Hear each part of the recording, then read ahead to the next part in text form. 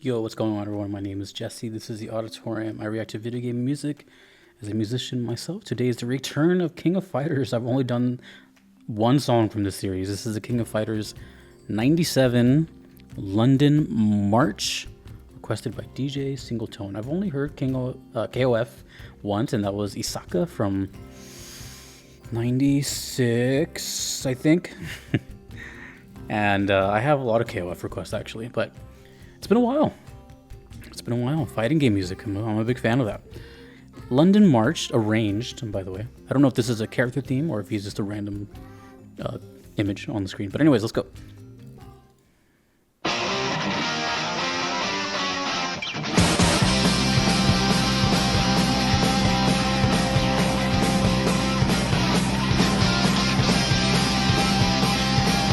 Carry a staff.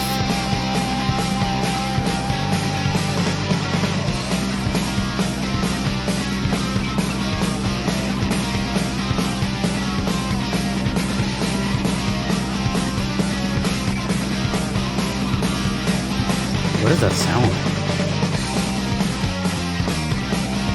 Oh.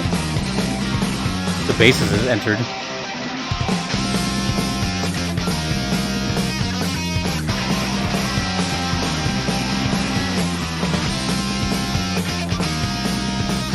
Very punk.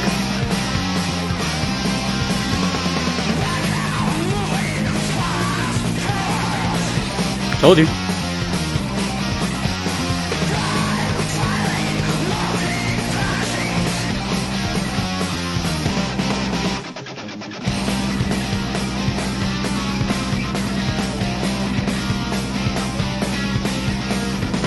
I think that's bass.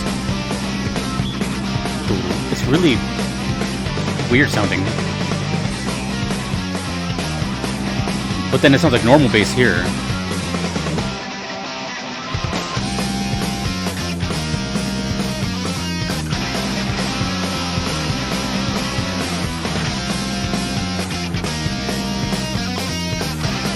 London March.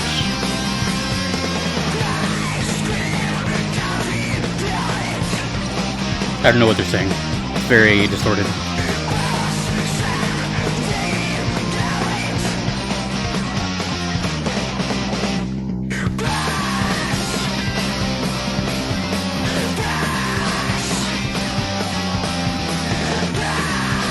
This is the most mid-90s song I've ever heard in my life.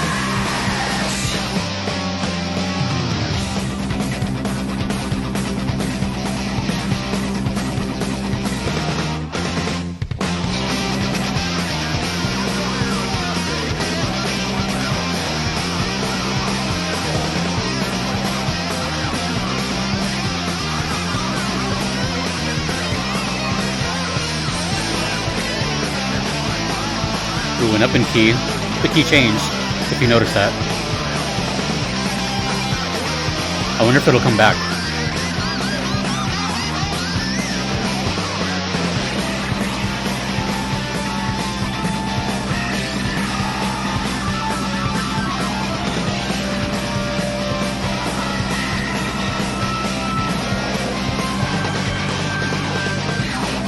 What a mess. A cool mess, but what a mess.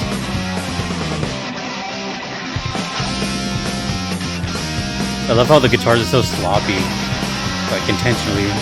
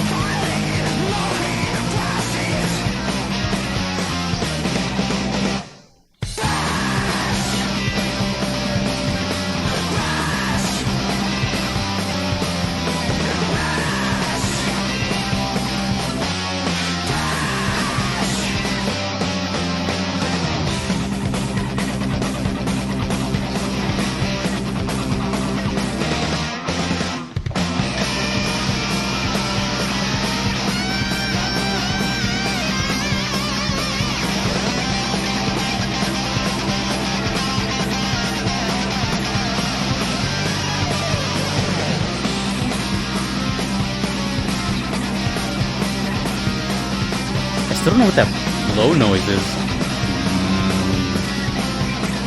It's weird.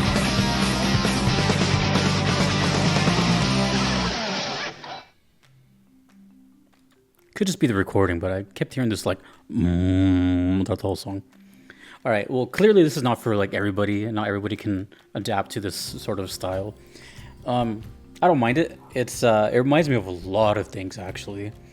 It's funny because, from my knowledge, I could be totally wrong about this. Please correct me. But I think when it comes to KOF, they for the yearly ones, I think it was always like the year after it was made, kind of like Vehicles. So I think this might have been made in '96. I could be wrong about that. But either way, it doesn't matter. What I'm saying is that that's like the most mid '90s sound I could possibly imagine. That's like I guess what can I describe that to? Like RC cars and Sonic the Hedgehog and Pogs. Maybe not Pogs. God, what else was mid '90s that I can't think of right now? But whatever, like just that kind of rebellious time. It really reminded me a lot of, video game related, but also culture. Stuff you'd hear like in Tony Hawk's Pro Skater, a game series I grew up with, especially the first game, which was 99, I think. Either way, that whole soundtrack is basically stuff like this, just kind of like this skate punk kind of stuff. Very reminiscent of like Suicidal Tendencies, which is a band in that game. A lot of energy, a lot of raw takes, very messy. There's not a lot of clean stuff. For example, when I say clean stuff, in this day and age, here, let me give you an example because I have one right here. In this day and age, and a lot of professional recordings of just guitars at least, you'll have a take, you'll record your part, and then maybe an engineer will clean it up or cut off some excess noise or something. But just to give an example, I'm not going to play anything, but like, say if I were to see this thing right here, you might see this in like some videos or some other YouTubers, this kind of like string dampener. So like nowadays, you would see this a lot, especially in the recording studio. Back then, they would use like socks or something just to kind of clear away some of the excess noise from your fingers hitting other strings. But when it comes to this kind of style, they don't care about any of that. It's all just da da da da da. They don't care. There's going to be mistakes. There's going to be all that, just messiness. It's part of the whole like sound of it. So I really dig that, actually. It actually reminds me a lot of like my youth, right? When I hear stuff like that, I think of garage bands, local shows. If you never experienced that, if you've never experienced a local show, it's kind of similar to that sort of energy. I mean, I guess it depends on the music, obviously, but it's a lot different from going to like a concert or a stadium or an event. If you just go to like some dive bar or some whatever, or back alley or a parking lot type of show, you'll meet some of the coolest people there, and they might look crazy, but they're pretty nice actually. But just the whole like aggressive, the thing that's interesting about this kind of genre to me is that, yeah, it sounds like they're just kind of screaming bloody murder and they're just like, blah. But if you really think about it, especially, like the people that are making these kind of songs, which are probably like teens to like mid-20s, something like that. I mean, not to say that older generations don't play this kind of style, but like, that age range, they have the most angst and they're so confused and they don't know what's going on. This is how they get their aggression out. They just, like, you can feel all that, like, raw power in the instruments, the drums, the vocals, which I don't even understand what they're saying in this case, but it just reminded me of a lot of like that. And, I was even part of the whole like garage band culture and had a band in high school, blah, blah, blah, and played shows. And it was cool, it just reminded me of all that. It also reminded me of, again, similar to something else I did in my youth, which is skateboarding. And I've always had a huge appreciation for skating. I still to this day watch like skateboarding clips to like go to bed. It's just such a cool thing. Same thing. I grew up watching VHSs. Remember VHSs of skate videos? So if you listen to anything from Welcome to Hell, Misled Youth, the Day One song versus Rodney Mullen, like all these cool videos, you know, they featured, especially in that era, they featured songs like this. It's pretty cool. But anyways, so to me, it's a little for me specifically because I grew up with fighting games as well.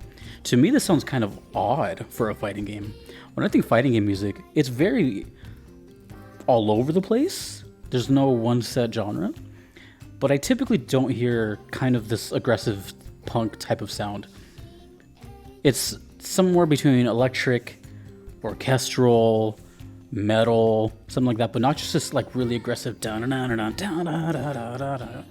right?